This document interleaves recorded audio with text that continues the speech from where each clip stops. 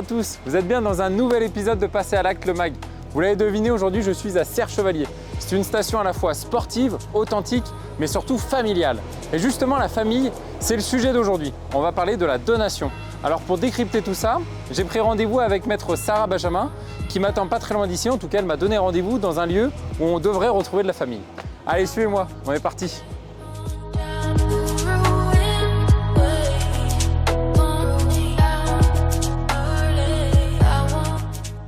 Salut Sarah. Bonjour Alexandre. Ça va? Ça va et toi? Bah écoute, je suis super content de te retrouver ici. Alors tu m'as donné rendez-vous dans un lieu emblématique de Serre-Chevalier. Et c'est vrai que depuis que je suis arrivé, j'ai l'impression qu'il y a plein d'activités à faire ici. Tout à fait, oui. Ici, tu trouveras le biotope. Derrière toi, tu as les terrains de tennis, il y a un parcours de BMX, terrain de pétanque. L'hiver, on a les pistes de ski nordique ici. D'accord. Donc c'est vraiment assez complet. Et bien évidemment, la Luc Alphand juste derrière nous. Oh, c'est le lieu idéal pour les familles. Exactement. Alors ça tombe bien parce que les familles, c'est un peu le sujet du jour. On va parler des donations. Oui. C'est un sujet important pour la famille, parfois un sujet de discorde. C'est donc intéressant d'avoir le point de vue d'un notaire éclairé sur cette question-là. Finalement, il y a deux possibilités sur une donation. Soit je reçois une somme d'argent, soit je reçois un bien immobilier. Si je reçois une somme d'argent, quelles sont les démarches que je dois entreprendre ? Alors, on a l'obligation de déclarer les sommes d'argent qu'on reçoit dans le mois à l'administration fiscale. On peut le faire en ligne sur son espace impôts.gouv.fr, déclarer un don manuel et on doit choisir dans cette déclaration l'abattement sur lequel on veut imputer ce don. Soit le donateur, parent, grand-parent a moins de 80 ans et on l'impute sur l'abattement dit Sarkozy de 31 865 €. Soit on n'est pas dans ce cadre-là et on doit donc le déclarer sur l'abattement général dit de 100 000 €. Bon, je suis dans le cadre d'un anniversaire, je reçois un chèque de ma grand-mère ou de mes parents. J'imagine que ça, du coup, je suis quand même pas obligé de le déclarer. Non, en effet, ça, on n'est pas obligé de le déclarer. C'est considéré comme un présent d'usage. Ce qu'on doit déclarer, c'est toute somme qui excède un petit peu, on va dire, le train de vie normal du donateur. Et alors, du coup, si je ne suis pas obligé de le déclarer aux impôts, dans quel cadre, toi, tu conseilles quand même d'aller voir son notaire ?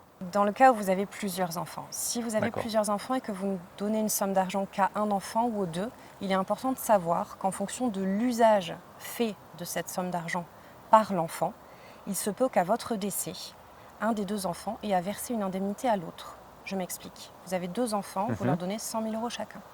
L'un d'eux investit, achète un appartement. L'autre prend une année sabbatique et voyage. C'est pas mal aussi, c'est Ce qui est sympa. pas mal aussi. C'est plutôt sympa. On aura bien profité de la Exactement. même façon, peut-être davantage d'ailleurs. Si à votre décès, l'appartement acheté par le premier de vos enfants a une valeur supérieure au prix d'acquisition, il devra indemniser son frère de la différence. D'accord. Alors qu'au jour de la donation, vous avez donné exactement le même montant à chacun d'eux. D'accord. Pour pallier à ça, il existe un acte de donation-partage que vous faites obligatoirement devant le notaire, dans lequel vous figez la valeur des biens donnés. Je donne 100 000 € à chaque enfant. Peu importe l'usage qu'ils feront de ces 100 000 €, cette somme ne sera jamais réévaluée.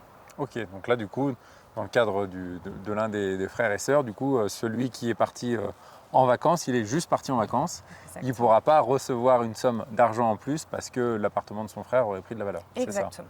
Ok. J'ai un bien immobilier, je veux que mon fils en hérite, par exemple. Quel est l'avantage pour moi de le faire du temps de mon vivant via une donation, alors que finalement je pourrais très bien attendre de décéder via un testament ou toute autre chose?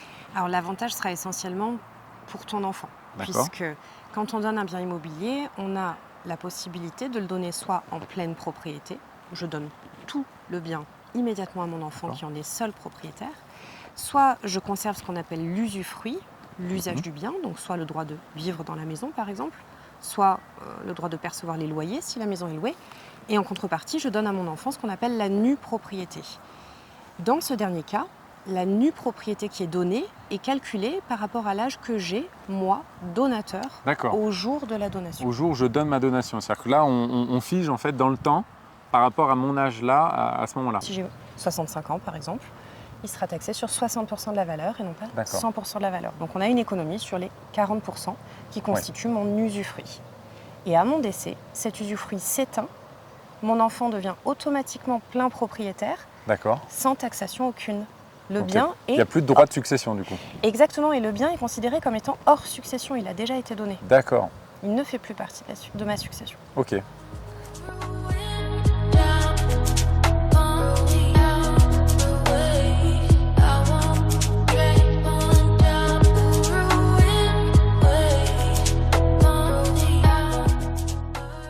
Merci beaucoup Sarah. J'étais ravi de passer ce moment avec toi. On a pu parler des sujets importants, la donation et surtout la famille. Finalement, c'est quoi le conseil que toi tu peux donner par rapport à ce qu'on s'est dit? Le conseil que je donnerais, c'est de vous rapprocher d'un notaire dès que possible. Ne pensez pas être trop jeune pour commencer à transmettre, il n'est jamais trop tôt. D'accord. Et c'est vrai que finalement, quand on est notaire, on a ce devoir de conseil. Ça fait partie un petit peu de la vocation du métier de notaire. Est-ce que c'est cette vocation, toi, qui t'a poussé à entreprendre ce métier? Oui, ou en tout cas, ce que j'aime dans ce métier, c'est le fait d'accompagner les gens dans toutes les étapes importantes de leur vie. Ça, pour moi, c'est très important. Des étapes à la fois, des fois heureuses, des fois malheureuses. Exactement. Bon, en tout cas, j'ai l'impression que tu le fais plutôt très bien. Je te remercie. En tout cas, j'espère que vous avez apprécié ce moment. Nous aussi, on a passé un très bon moment avec maître Sarah Benjamin, que je remercie encore une fois. Et puis, si vous avez d'autres questions sur la donation, vous pouvez déjà vous rapprocher du site passeralacte.com. Et quant à nous, j'espère qu'on se retrouvera pour un nouveau numéro. À bientôt, ciao!